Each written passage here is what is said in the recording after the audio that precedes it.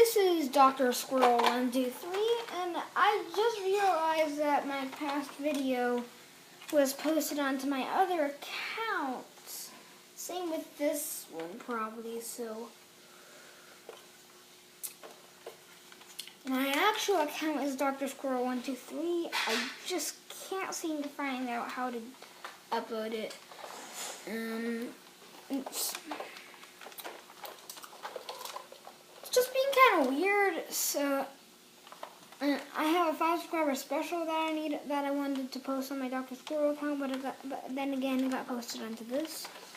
Well, without further ado, we will start the video. And this is another Nerf review on the Nerf Halo Fire.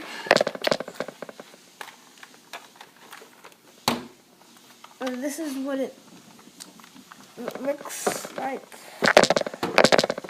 There are some shells to cover the all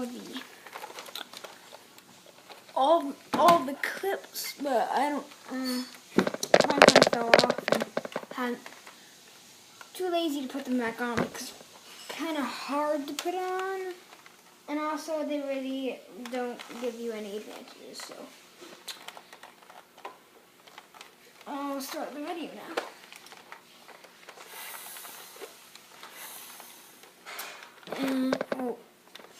So the Nerf Halo Fire it can hold up to 8 clips. Only comes with 4, and then you have to get like a pack with 4 other ones. There's a door on top for unjamming. It's motorized and tactical rail on the top. A little tactical rail on the bottom. You can see that there. And putting some batteries right there. I don't know what kind, but I think maybe a few C batteries or maybe just simple as AA, but I doubt it. So I'll start the firing test, and if there's anything else that I need to know, I will. Oh, also 2 places to put a sling on the top right there. Might not be able to see it that well. There's also one on the other side, and so here's the firing test.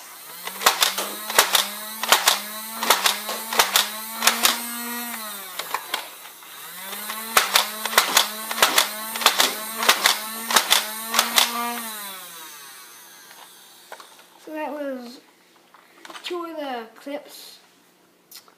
And there's my little chihuahua. No, don't you dare. Don't you even dare.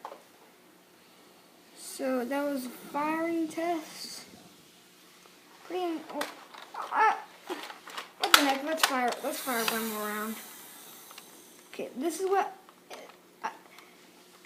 it should go further when I get it like that, and then